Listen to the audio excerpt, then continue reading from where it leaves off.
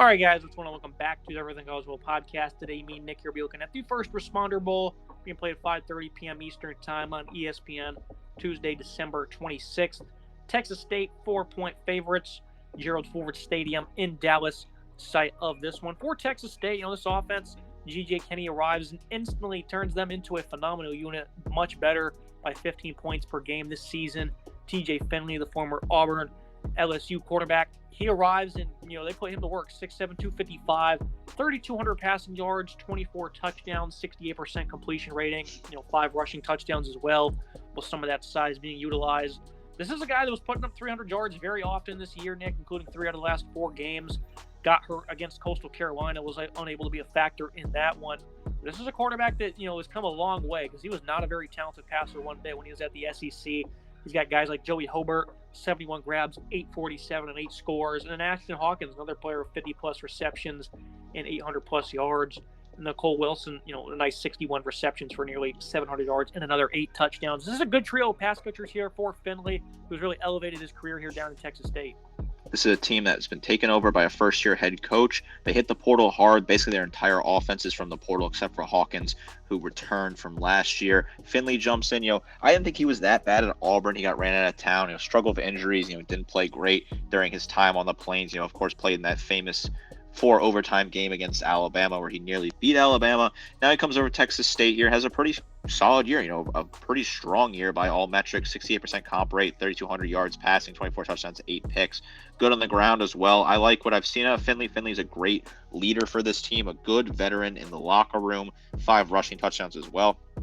Like I said, that trio he has at the top are fantastic. Joey Hobart, 71 receptions, a high volume amount of receptions for him, 847 receiving yards, 8 touchdowns for him. Hawkins, the only returner on the offense that started 819, 15.8, and 3 scores from him. Cole Wilson, 697, basically 700 yards, 11.4 and 8 scores. There's some other players down the depth chart. Connor Fox had a few catches. Drew Deloney had a few catches as well. So this is a very well-rounded passing unit that has a good amount of receptions. This is a solid offense in general, 36 points per game, 4.68 yards per attempt, and 6.37 yards per play. They get it done on the ground as well. Ismail Mahdi, 1,200 rushing yards, 10 touchdowns, 189 yards per game as a team. Danirio Davenport, very good efficiency, 458 and only 90 touches. And then, so they certainly have this nice equipped balance.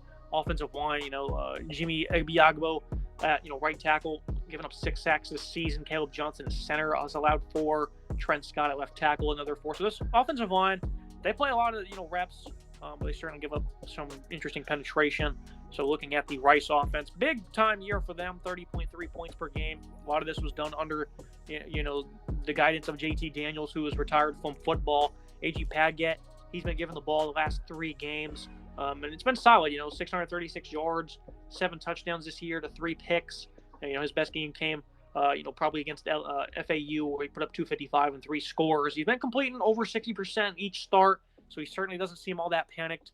You look at some of the weapons he has, though. Luke McCaffrey, great football family there, great lineage, 963 and 12 touchdowns. He's a surefire player to go off.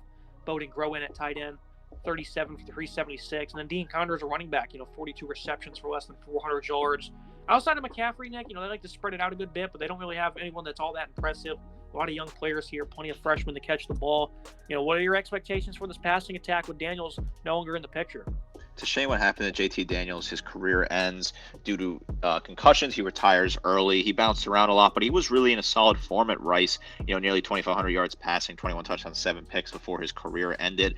Like you said, A.J. Padgett has taken over at quarterback, 636, 7 touchdowns, 3 picks. Not a bad ratio at all, 63% comp rate. I like him to lead this team. Luke McCaffrey is a fun guy to have on this team. Nearly 1,000 yards receiving, 14.2 yards per grab, 12 scores. By the way, their best weapon in the red zone. He also has 100 yards on the ground on 13 attempts, 7.8 yards per carry. Dean Connors is a good, true dual threat with a 707 yards on the ground, 6.7 yards per carry, 5 scores, 395, 9.4, and 3 touchdowns. Braden Gorin, Rashawn McNeil are all players down the depth chart that have, over 300 yards receiving and a couple touchdowns each for them. They're going to struggle to find balance here. I think Connors really is the only back for this team that's productive. 3.79 yards per attempt, 30.3 points per game, and just under 6 yards per play. This offense can have success, though. I think McCaffrey's a great leader and a good guy to throw the ball to. The running game of Dean Connors and Juma Ataviano put up probably about a 112 per game rushing, so it's certainly a pass-happy offense. The offensive line really isn't much better than Texas State's. They certainly have their liabilities when it comes to giving up sacks, especially at their interior spots. Certainly a big issue for Rice. Both offenses, though, overall pretty sound, and they know how to move the sticks, and they know how to put up points on the board. You look at the defenses, Texas State, this is an area they've certainly come a long way in, but still not perfect by any means. About 34 points per contest. They're certainly not all that good against the pass, which certainly favors Rice. 6 picks this year they've been able to secure. Not great. 23 touchdowns they've given up, opponents completing 66% against them. That's certainly a pretty poor mark, especially 2 games in a row. They've got 80+% completion rating, including South Alabama, a game they won but gave up 406 touchdowns through the air. So Texas State certainly has their hands full in the secondary. Need to try and create. Caleb Ford-Dimmitt with 2 picks. Brian Holloway at linebacker, he has 2 as well. Holloway, being the leading tackler with 98 stops. Sean Holton's a nice guy that can secure stops as well. So it's going to be about what the run defense can do. Certainly not a matchup where you really want to be good against Rice, who doesn't really do it all that strong to begin with. They did give up 284 and 7 scores to Arkansas State. Before that, they had allowed 180 and 2 consecutive. Showed up against South Alabama on the ground. This defense doesn't really seem to play many complete games, though, Nick. What they were able to do against Troy, only 22 yards allowed, highly impressive. Not many people do that to them. But this is not a team that's all that great in certain areas, but I do like their ability to get into the backfield. Brian Holloway has 16 TFL as well. Ben Bell, 13 TFL. Tavian Coleman, 7.5. They have the ability to create negative plays, 102 of them on the season, along with 36 sacks. That's some pretty highly impressive numbers for a defense that really struggles in certain areas. Against this offensive line, that might just be the difference maker. This is certainly a possible difference maker for this team. 33.8 points per game, 4.11 yards per attempt, 5.86 yards per play. This defense is given up. There are some solid pieces here. Again, another side of this team that has a lot of transfers, but some of the players that stuck around are really getting the job done. Brian Holloway at linebacker, 98 total tackles, 16 tackles for loss, 1.5 sacks, 2 picks. A good physical player in the backfield. I really like what I've seen at him this year. I think he's a really talented piece for this team. Some other solid players on this depth chart, Chance Main, when he was healthy, 24 total tackles, 4.5 tackles for loss, 1.5 sack. Dominique Ratcliffe, 24 total tackles, 4 tackles for loss, 2 sacks. Ben Bell, 13 tackles for loss, 8 sacks, 49 total tackles for Bell. He kind of slots in there and he gets moved around on that front defensive unit. He's a really talented piece. Jordan Rivals, when he was healthy, 34 total tackles, 7 tackles for loss, 1 sack. Tavion Coleman, 27 total tackles, 7.5 tackles for loss, 3.5 sacks. So like you said, great production in the backfield. This team is very physical. They're solid against the run, giving up 156.8 yards per game on the ground. A good front part of this defensive unit. You look at the Rice defense, a team that's much better against the pass. They don't really have any ball hawks themselves, only 5 interceptions, 216 yards per contest, 58% completion rating. Some very impressive stuff there over the back half of the year. They've been pretty sound in games they've allowed over 200+ yards in, though. They seem to have lost all of them. That's outside of, the ECU game, and they were able to outlast Houston. But mainly in the second half of the year when they're giving up more yards than anticipated, they're losing those games, not by much. They're certainly hanging in there. The secondary, was still very good, led by some guys like Sean Freesh and then Trajan Devones, some solid corners there that were able to, make plays out there. Gabriel Taylor with his 2 picks to join Devones as well. You look at the run defense, though. This is a unit that has, been pretty sound for the most part. They've given up, 1,800 yards and 19 touchdowns. Middle part of the season, they had some issues.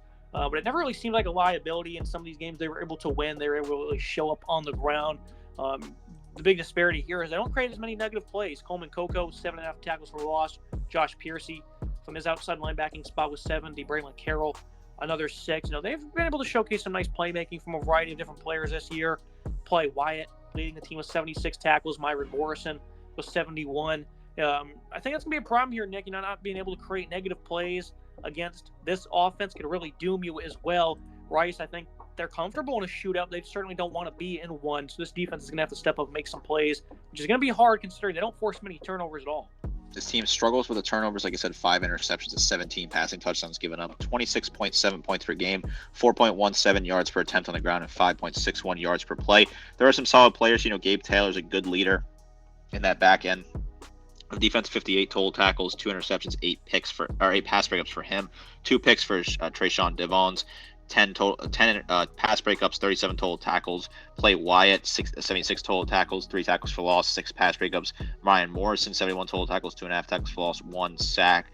Coleman Coco, 44 total tackles, 7 tackles lost, 4 sacks for him. So there's some nice production in the backfield at times. They really don't have that one guy that jump out there to get the sacks, though. This team is solid against the run as well, 153.5 rush yards per game, and is a better defense overall, giving up 6 less points per game than Texas State does. I think this team is a solid unit. They're going to have to find success, though, get in the backfield and get some nice tackles for loss against Finley.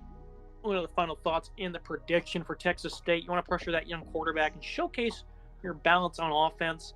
I think for Rice, they really got to find success just running the football, kind of help that quarterback out, trying to slow down that, effective, pass rushing defensive line of the Bobcats here. And I think Texas State's going to win this game.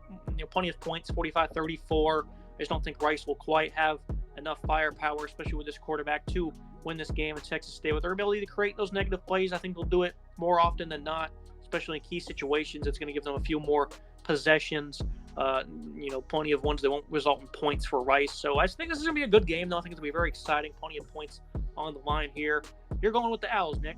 I'm going to take Rice here. I think Rice is a great opportunity in this bowl game. I think it's going to be high scoring affair. I think both these offenses will find some success. I think McCaffrey will have a good day. I expect them to use him in a variety of ways. They might use him on the running a little bit, maybe trying to change up some trick plays, something like that. That their young quarterback has the opportunity to take over and lead this team. I think Paget is a good player here, a young guy who's got a great opportunity in this team. I like some of the receivers this Rice team has. I like the Owls in this game. ESPN, their analytics has them as 6% chance to win. I don't know if I really believe that. The spread, right, is obviously favoring Texas State at this point, who is in their first ever FBS bowl game, so that's something to take note of. But I do like Rice in this game. If they can run the ball, ground and pound, they'll have a great chance to win this game. Yeah, McCaffrey has the ability as a runner. He's a former quarterback as well, so I think you could certainly look to see him incorporated in this offense a little bit, which should be a fun little wrinkle. Nice game on tap. That's me for this episode. Make sure you guys like, comment, subscribe. See you next time. Oh, why did Dad text me?